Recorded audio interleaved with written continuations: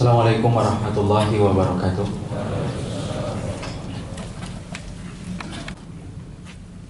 Innal hamdalillah nahmaduhu wa nasta'inuhu wa nastaghfiruh wa na'udzu billahi min shururi anfusina wa min sayyiati a'malina. May yahdihillahu fala mudilla lahu wa may yudlil fala hadiya lahu. Asyhadu an la ilaha illallah wa asyhadu anna Muhammadan abduhu wa rasuluhu. Qala Allah ta'ala fil Qur'anil Karim, ya ayyuhalladzina amanu taqullaha haqqa tuqatih wa la tamutunna illa wa antum muslimun. Wa qala ya ayyuhan nasu taqu rabbakumul ladzi khalaqakum min nafsin wahidah wa khalaqa minha zawjaha wa bassa minhuma rijalan katsiran wa nisaa'a wattaqullaha alladzi tasaaluna bihi wal arham innallaha kana 'alaikum raqiba. Wa qala ya ayyuhalladzina amanu taqullaha wa qulu qawlan sadida yuslih lakum a'malakum wa yaghfir lakum dhunubakum wa may yuti'illaha wa rasulahu faqad faza fawzan 'azima. Amma ba'du, fa inna asdaqal hadisi kitabullah wa khairul hadyi hadyu Muhammadin sallallahu alaihi wasallam wa syarrul umuri muhdatsatuha fa inna kulla muhdatsatin bid'ah wa kulla bid'atin dhalalah wa kulla dhalalatin finnar. Jamaah salat Jumat yang semoga Allah rahmati dan Allah berkahi. Alhamdulillah, senantiasa kita bersyukur kepada Allah atas segala kenikmatan yang Allah telah limpahkan, Allah curahkan dalam kehidupan detail kita. Karena sesungguhnya tidak ada perkara yang menjadikan tulang belulang kita mampu tegak dan menyusuri kehidupan kecuali adalah kenikmatan yang Allah berikan kepada kita. Keistimewaan kita selaku manusia dan kehebatan kita selaku seorang hamba tidaklah diperoleh bukan karena keuletan dan kepandaian kita, tetapi sesungguhnya kehebatan dan keistimewaan yang kita dapatkan selaku manusia plus seorang hamba, yaitu adalah ketika Allah telah menyempurnakan kenikmatannya dalam kehidupan kita. Inilah yang menjadikan kita senantiasa bersyukur, karena barang siapa yang bersyukur akan terhindar dari sifat takabur dan sombong dalam kehidupan hati dan jiwanya. Tentunya yang paling penting di dalam kita bersyukur bukan hanya untayan kalimat tahmid yang menghiasi lisan dan bibir kita, karena sesungguhnya kalaulah syukur hanya dengan untayan kalimat tahmid, maka sesungguhnya anak kecil pun lebih bersyukur daripada kita. Tetapi yang paling penting di dalam kita bersyukur, bagaimana setiap ketaatan, bagaimana setiap kenikmatan yang kita peroleh dan kita dapatkan menambah ketaatan kita di jalan Allah.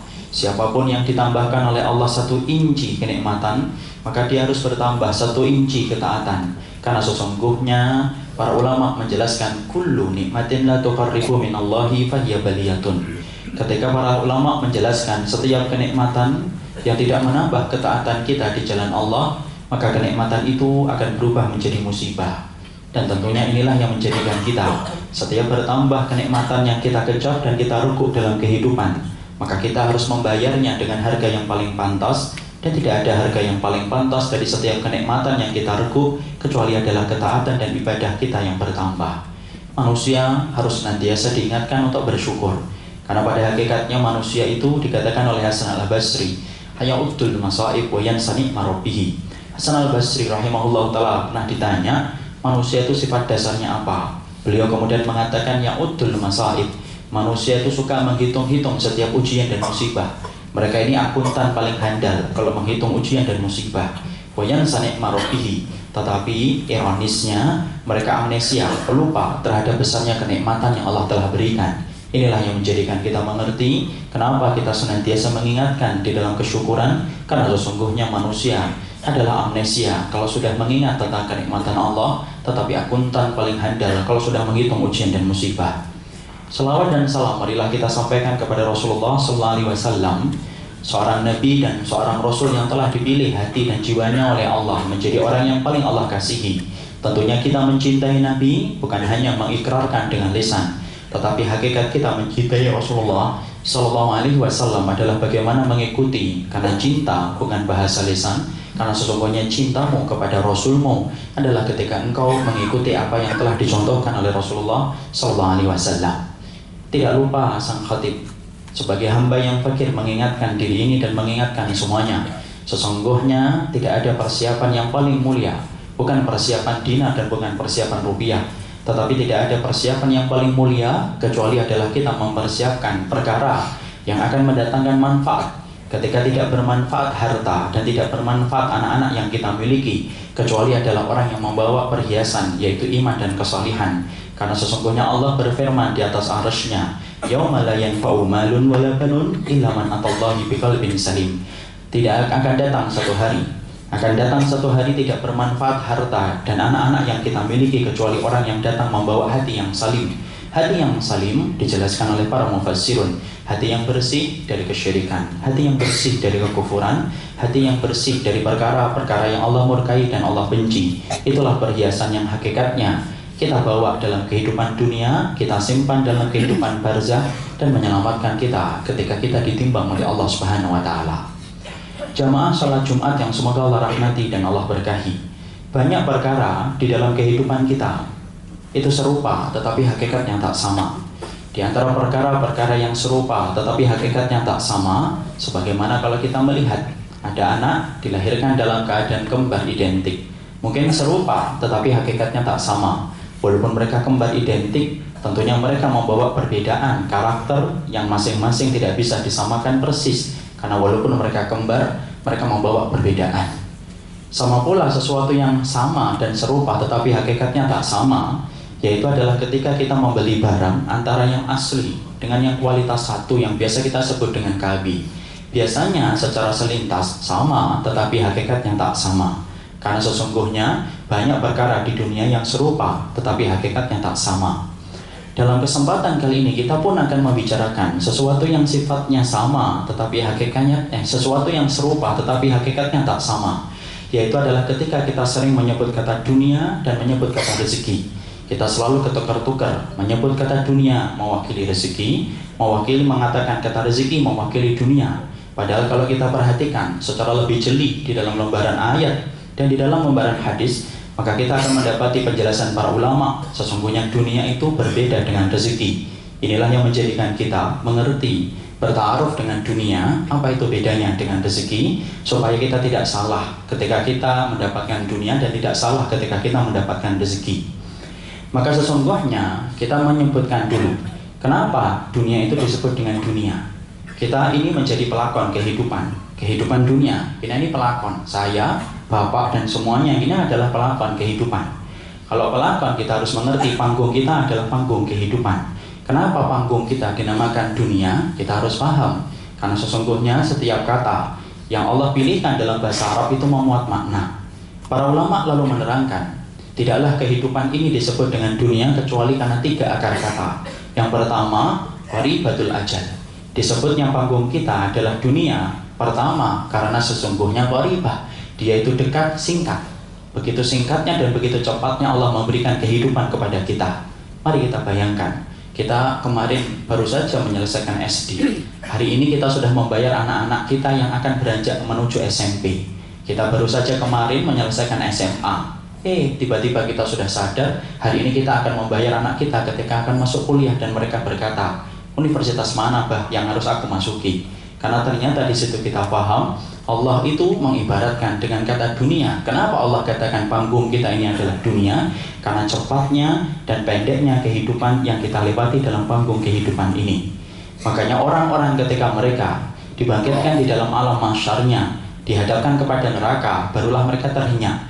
Ternyata perjalanan mereka yang panjang di alam mahsyar ditentukan dengan perjalanan pendek di dunia, dan mereka memandang kehidupan dunia hanyalah sepotong dan penggalan di waktu siang. Allah berfirman, fasbir kama sabaru ulul azmi minar rasuli wa la tasta'jil lahum ka'annahum yawma yarawna ma yu'atuna lam yalbasu illa sa'atan min naharin balagh. Sabarlah kamu sebagaimana para nabi bersabar. Jangan buru-buru untuk menimpakan azab kepada mereka. Dan sesungguhnya kelak orang-orang kafir mereka memandang kehidupan dunia sebagaimana penggalan di waktu siang karena pendeknya dan singkatnya. Kemarin kita baru melaksanakan Ramadan 14 dan 6. Sekarang kita sudah melaksanakan Ramadan tahun berikutnya. Cepat, pendek. Karena apa? Hakikat dunia tidak pernah panjang dan hakikat dunia tidak pernah kekal. Dinamakan dunia yang kedua, sebagian para ulama mengatakan deni karena rendahnya. Karena sesungguhnya kedudukan kita berada di panggung kita itu rendah. Karena apa? Karena sesungguhnya yang tinggi adalah surga. Makanya Allah memberikan sifat surga dengan sebuah firman-Nya, fi jannatin aliyah, di surga yang tinggi. Adapun dunia rendah. Makanya langit yang pertama menuju langit yang kedua sejarak 500 tahun perjalanan. Dari langit yang kedua, langit ketiga sejarak 500 tahun perjalanan sampai nembus ke langit yang ketujuh. Kita bandingkan dengan dunia kita. Berarti dunia kita yang diliputi dengan langit dunia belum langit yang pertama, kita bisa bayangkan rendahnya kehidupan kita dibandingkan surga yang telah dijanjikan oleh Allah. Dan surga tidak berada pada tempat yang rendah, surga itu berada pada tempat yang tinggi.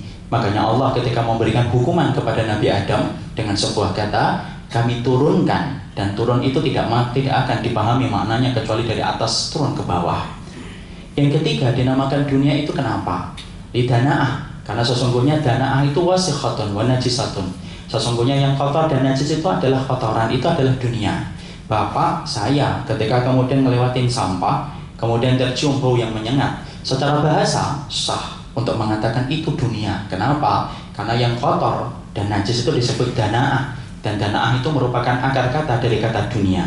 Makanya Umar bin Khattab radhiyallahu anhu disebutkan di dalam salah satu bukunya Imam Ahmad, di dalam kitab Az-Zuhud. Maka sesungguhnya ada sebuah riwayat yang sahih bagaimana Umar bin Khattab jalan dalam kehidupannya ketika perjalanan bersama dengan para sahabatnya melewati sampah, di mana sampah itu mengeluarkan bau yang menyengat. Lalu kemudian para sahabatnya menutup hidungnya. Lalu kemudian Umar bin Khattab mengatakan, hadhihi dunyakum allati tahrusuna 'alaiha. Kenapa kalian tutupi hidung kalian? Inilah dunia yang senantiasa kalian cari dari pagi sampai malam, malam sampai pagi. Karena sesungguhnya Umar bin Khattab mengatakan itu karena beliau betul bahwasanya dunia itu sesuatu yang kotor dan sesuatu yang najis. Disinilah kita paham, ternyata dunia itulah yang kemudian yang disebut dengan pendek. Dunia itu adalah rendah dan dunia itu adalah kotor lagi najis. Makanya kemudian Allah sering membedakan kata dunia dengan kata rezeki. Kalau kita mengartikan dunia, maka sesungguhnya dunia itu adalah sandang kita, itulah dunia. Papan kita itu adalah dunia kita. Pangan kita itu adalah dunia. Dan kita harus paham, dunia itu dibagi rata antara kafir dengan mukmin sama. Para kafir mereka mendapatkan dunia sebagaimana kita mendapatkan dunia. Tidak ada orang kafir yang telanjang. Tidak ada orang kafir yang mereka tidak punya rumah. Tidak ada orang yang kafir yang tidak makan. Mereka tetap makan, mereka tetap mampu berpakaian, mereka tetap mendapatkan papan dalam kehidupan malam mereka ketika tidur. Kenapa? Karena memang dunia itu dibagi rata. Mukmin dan kafir, fajir ataupun tidak, pezina ataupun orang yang datang rajin ke masjid, orang yang sering ngaji Quran ataupun yang membaca komik porno, sama-sama mendapatkan dunia. Karena memang Allah bagi dunia itu rata. Tapi sesungguhnya rezeki itu lebih luas daripada arti dunia. Karena sesungguhnya yang dinamakan rezeki adalah semua perkara yang ternyata perkara itu menambah kebaikan kita dalam kehidupan ibadah dan bermanfaat ketika kita telah terbujur kaku di alam kubur. Itulah rezeki.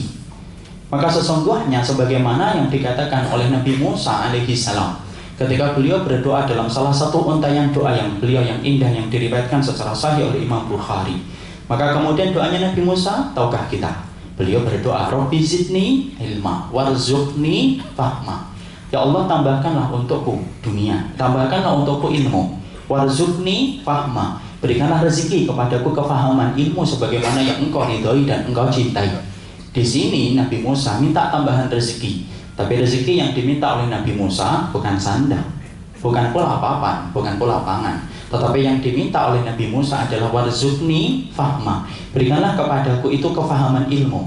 Disinilah para ulama lalu menerangkan yang dinamakan rezeki, maka sesungguhnya segala sesuatu yang menambah ketaatan kita di jalan Allah dan menambah ibadah kita dan bermanfaat untuk kita ketika kita terbujur kaku di alam kubur, itulah yang dinamakan rezeki. Kalau seorang mukmin, mereka bukan hanya diberikan dunia, tetapi mereka diberikan rezeki. Ana dan antum ketika mendapati anak yang solih, maka itu rezeki. Kenapa? Karena anak-anak yang solih kelak bermanfaat bagi orang tuanya ketika orang tuanya telah meninggal dunia. Bapak dan saya kalau meninggalkan anak yang solih, ingat anak yang solih itu doanya mustajab. Kalau mereka berdoa kepada Allah supaya kita diampuni, Rabbana firli wali walidayya, maka kemudian Allah buka pintu langit dan Allah terima doanya. Kenapa? Anaknya solih. Tapi coba kalau anak kita tidak solih, berdoa 100 kali, walaupun kemudian dia mendoakan orang tuanya, kalau dia tidak solih, minum khamar, dia berzina, waliyadzubillah, dia mencuri, dia mengambil sesuatu yang bukan haknya, Yang rugi orang tuanya. Kenapa? Anaknya ketika berdoa tidak akan pernah sampai kepada orang tuanya. Kenapa? Doa untuk dirinya sendiri aja tidak dikabulkan karena banyaknya dosa, apalagi doa untuk orang tuanya. Karena kita mengerti doa itu terhalang dengan dosa sebagaimana mentari terhalang oleh mendung yang hitam. Inilah yang menjadikan kita mengerti kalau kita mendapati anak yang soleh itu rezeki. Makanya di antara dahsyatnya rezeki anak yang soleh itu bagaimana? Sebagaimana yang diterangkan oleh Rasulullah SAW dalam hadis riwayat Muslim, ada anak-anak yang sudah berada di depan pintu surga. Orang tua mereka masih kecacar di belakang. Anak-anaknya sudah di depan pintu surga. Allah berfirman kepada mereka, udkhulul jannata. Masuklah ke dalam surga.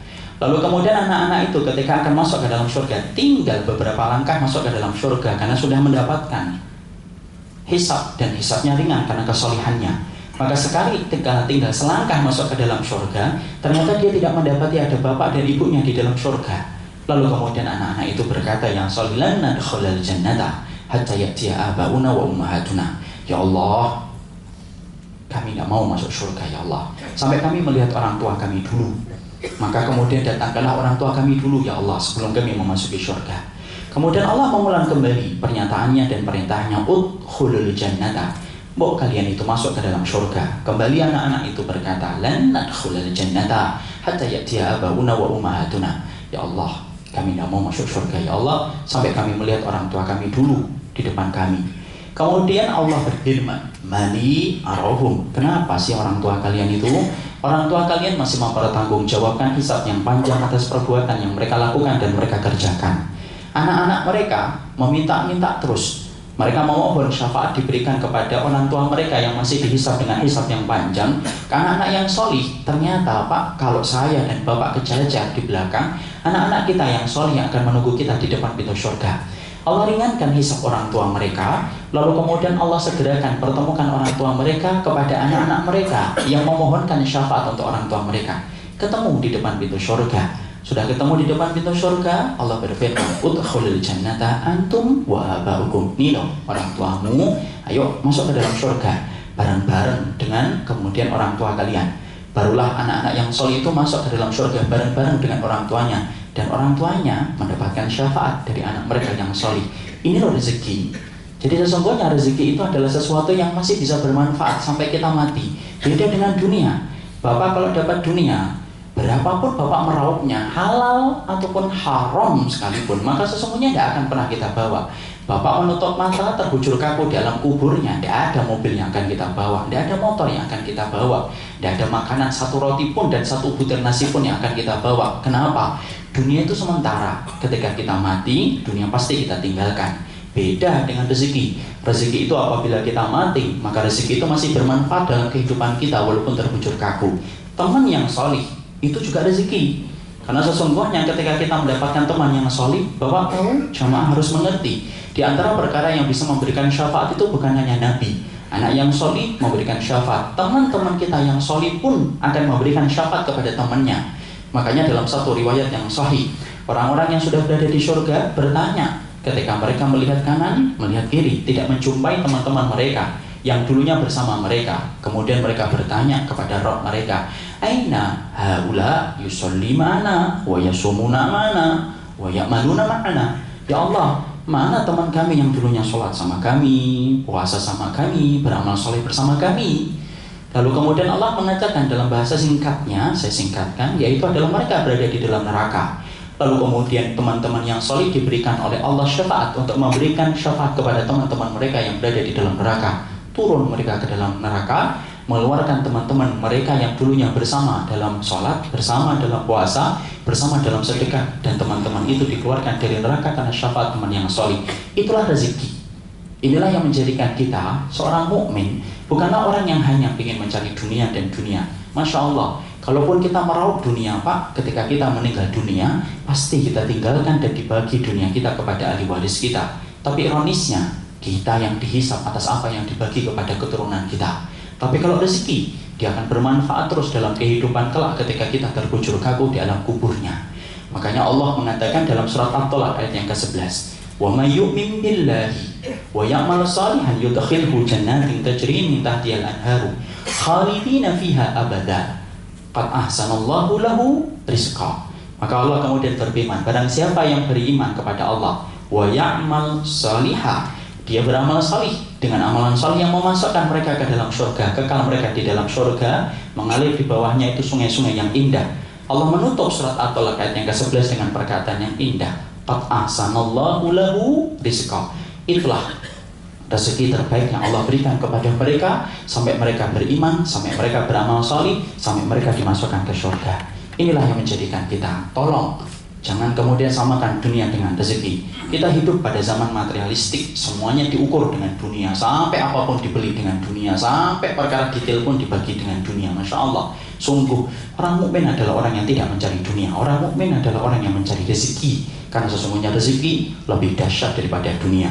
Sabarnya Bapak itu rezeki, tawakalnya Bapak itu rezeki, qanaahnya Bapak ketika menolak yang haram itu adalah rezeki. Qanaahnya kita dalam perkara-perkara yang syubhat itulah rezeki, karena sesungguhnya itulah yang akan bermanfaat dalam kehidupan kelak kita di akhirat. Coba jangan menjadi hamba dunia. Kalau orang menjadi hamba dunia, kamu akan merasakan dunia itu ketika halal hisabnya panjang, kalau haram adabnya pedih. Itu dunia. Kalau rezeki, sesungguhnya rezeki itu membawa manfaat dalam kehidupan barzakh dan kehidupan kelak kita di akhirat. Aqulu qouli hadza wa astaghfirullah li wa lakum innahu huwal ghafurur rahim.